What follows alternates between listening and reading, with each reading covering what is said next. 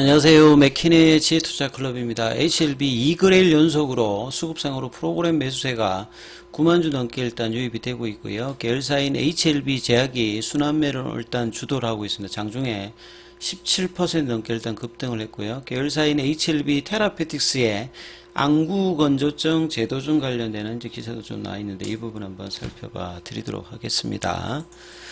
자, 아침에 이제 오전장에 HLB 관련 기사들 좀 정리를 좀 해보면, CBC 뉴스라고 하는 곳에서 기사 나온 부분들은 특이한 기사는 아닙니다. 전반적인 어떤, 내용이고, 오늘은 이제 코스피, 코스닥이 전반적으로 양호한 흐름들을, 뉴욕 증시의 흐름을 받으면서 상승 흐름들이 좀 대부분 이어지고 있습니다. 그래서 HLB 흐름도 견조한 오전장의 흐름들을 이어가고 있고요.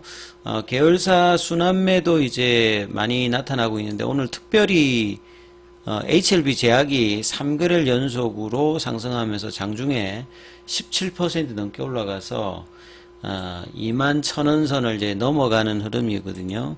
HLB 제약 같은 경우에는 이 차트상 흐름으로 이 월봉상의 파라볼릭, 그러니까 추세 지표를 아직 못 넘어갔어요.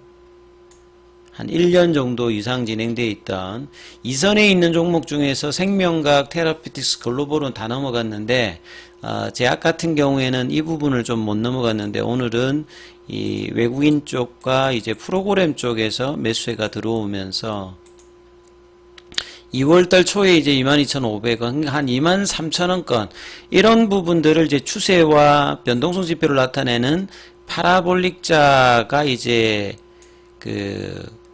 파라볼릭자는 오늘 이제 일봉상으로 추세 전환이 나왔고요. 그 다음에 이제 볼린저 밴드 상단 가격 자체가, 오늘 상한선 가격이 21,770원이거든요. 그 부분까지 올라갔다가 아직 넘어가지는 못했고, 주봉상에서는 이제 작년 12월 달부터 견조한 흐름이 일단 계속 지속되고 있습니다. 월봉상에는 이제 이 부분을 넘어가게 되면 이전의 고가죠. 2022년도, 그 다음에 2021년도 고가, 3만원대 부분이 이제 역사적 고점이기 때문에 여기에 대한 어떤 도전들도 할 수 있는 어떤 흐름을 만들어낼 수 있느냐. 그게 이제 한 22,000원대, 23,000원대 구간이다. 이렇게 보시면 될 것 같고. 그래서 순환매가 이제 나온다고 하는 말 자체는 HLB만 가고 나머지 계열 종목들이 안 가면, 이제 시세가 계속 연속성이라든지 강함을 유지할 때는 이제 이렇게 순환매가 나와주면서 거래량이 터지는 것이 상당히 좀 의미가 있거든요. 그래서 오늘은 제약 중심의 이 흐름들이 조금 나타나고 있죠. 생명과학 같은 경우는 이제 이런 부분이 윗골이고, 테라피틱스 같은 경우에도 이제 윗골이 형태고, 글로벌은 아침에 이제 개법이 되었다가 개법 원봉으로 좀 진행하는 어떤 부분이 있다. 이렇게 좀 보시면 될 것 같고요. 그 다음에 이제 이노베이션 관련되는 부분에 이제 공시 관련되는 부분 한번 좀 살펴봐 드리면, 매출 증가를 따라서 HLB 이노베이션 같은 경우에는 과거에 이제 이노베이션 같은 경우에는 요게 이제 PSMC죠. PSMC면 이제 반도체 관련되는 과거에 이제 리드 프레임. 지금은 이제 어드밴스드 패키징이 되면서 1차 접점이 이제 과거에는 이 얇은 이제 골드 와이어 이거나 이제 리드 프레임 위치에서 이제 패키징을 했다라고 하면 지금은 이제 솔더볼 같은 걸로 하기 때문에 이제 PSMC가 이제 과거에 하던 패키징 관련되는 부분을 보시면 될 것 같거든요. 그래서 자, 이런 부분들이 HLB 쪽으로 오면서 이제 향후에 이제 HLB 이노베이션 같은 경우에는 이 베리스모 관련되는 부분하고 이제 관계를 좀 하면서 움직임이 좀 나타날 수 있는 부분이죠. 그래서 이런 어떤 흐름에서 매출 증가에 따라 생산시설 확보를 위해서 하성시에 항남읍에다가 토지 건물을 163억에다가 매입했다는 내용이거든요. 그래서 이노베이션 관련되는 부분을 보시게 제가 지도를 한번 찾아보면 이 하성시 쪽에 이제 이노베이션은 여기에 위치를 하고 있습니다. 그 위쪽에 보시게 되면 그 항남 공장이 있잖아요. 과거에 이제 삼성제약 그걸 인수했던 부분, 거기가 이제 HLB 제약이 이렇게 있습니다. 공장이. 상장사들이 옆에 많이 있어요. 웰크론 한텍도 이제 상장사고, 동구바이오제약도 이제 상장사지 않습니까? 삼진제약도 상장사고, 한인제약도 상장사고, 하일약품, 뭐 대하제약, 하나제약, 여기 보면 다 이제 상장사 그 제약사들의 이제 공장들이 이 부분이 있고, 이제 우측으로 가면 이제 뭐 두산 푸어셀 관련되는 또 공장도 있고, 예, 여기에 이제 상장사들의 제조시설들이 많이 있는 쪽이다. 그 위쪽에 보면 이제 코스맥스 공장도 이렇게 있죠. 예, 그 사성시 쪽에 상장사의 이제 공장들이 많은 쪽에 이제 그 이노베이션 위쪽에 제약인데, 제약 밑쪽에 이제 이노베이션 관련되는 부분인데, 여기 이 지역에 그 항남읍에다가 이제 토지 건물 매입 관련되는 이야기들이 또 이제 나와 있다. 이렇게 좀 보시면 될 것 같습니다. 자, 그 다음에 이제 안과질환 같은 경우에는 이제 과거에 보게 되면 빅파마가 하기는 좀 애매모호한, 그러니까 일종의 틈새 시장이었는데요.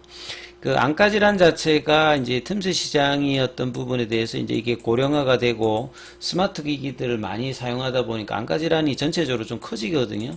그래서 최근에는 이제 뭐 빅파마도 여기 이제 관심이 많고 이런 차원이었기 때문에 국내에서 라이센스인을 통해서 이제 개발하면서 진행하는 어떤 부분이 많았고, 이 안구 건조증이라고 하는 뭐 드라이 아이라고 하죠. 그래서 뭐 눈물이 나와야 되는데 눈물이 나오지 않는다든지 뭐 이런 어떤 부분들이 진행되는 부분. 그래서 여기에 해당되는 부분에서 HLB 테라피틱스가 있죠. 과거에 이제 지트리비엔틸 때는 안구건조증 관련되는 부분으로 주가가 과거에 뭐 한 3만원 부분까지 갔던 부분인데, 이 안구건조증의 FDA 기준을 보게 되면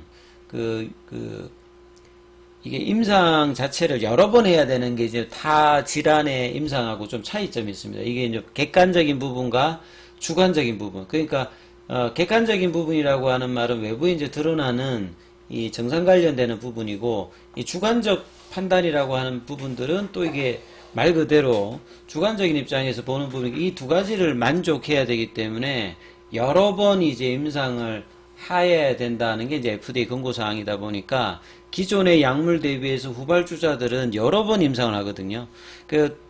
이 RGN259 같은 경우에는 2015년도에 이제 라이센스 인을 한 겁니다. 그래서 이걸 해가지고 그 NRDO 모델 같은 경우에는 어느 정도 이제 개발을 시켜가지고 다시 라이센스 아웃을 하는 형태가 많은데, 3상까지 가서 이제 최종적으로 허가를 받겠다. 요런 형태로 이제 G3BNT가 진행되었고, HLB 쪽으로 오면서 이제 임상 자금들을 다시 해서 이제 기존의 파이프라인들을 임상을 재개하는데, 그 눈 쪽 관련해서 신경영양소 각막염 요 부분들이 이제 미국하고 유럽에서 진행되고 있는데, 이게 올해 임상을 끝내고 이제 결과들을 앞두고 있기 때문에 여기 좀 중심을 두고 있습니다만, 여전히 이제 같은 이제 티모신 베타 4 관련되는 부분으로 안구건조증에도 진행되기 때문에 미국 임상 3상 제도전 관련되는 부분들도 여전히 뭐 기대가 있는 분야다, 이렇게 이해를 하시면 될 것 같습니다.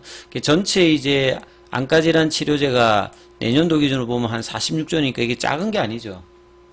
46조 규모라고 하면 이게 작은 규모가 아닙니다. 이 중에서 이제 노화로 이제 발생하는 게 항반 변성, 이 항반에 이제 변성이 생기는 거죠.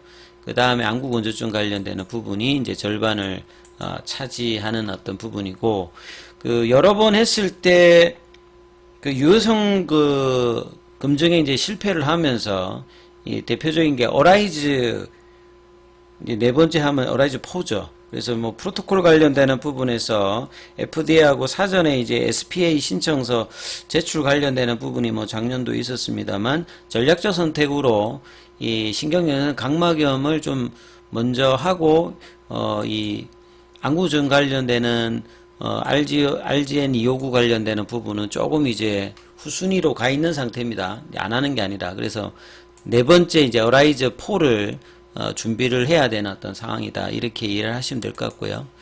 자, 그리고 HLB 같은 경우에는 장중에 이제 수급상으로 프로그램 쪽에서 9만 주 넘게, 이제 지난 이제 목요일 날에 37만 주, 오늘도 9만 6천 주로 아침에 84,400원대까지 갔다가, 이후에 이제 넘어가지는 못하고, 그 2019년도에 고점 돌파의 어떤 기대감이 있는 흐름들을 계속 이제 8만 2, 3천 원대를 유지를 해주면서 지금, 9시, 10시 이후의 흐름들은 계속 이제 거래량은 좀 줄여져 있는 상태에서 행보하는 흐름으로 8만원대 초반에서 계속 형성을 해주고 있습니다. 그래서 이 부분들이 이제 오후장에 다시 아침에 고가를 넘어가면서 이 85,000원대에 이 도전을 할지 여부를 계속 살피시면서 흐름을 보셔야 됩니다.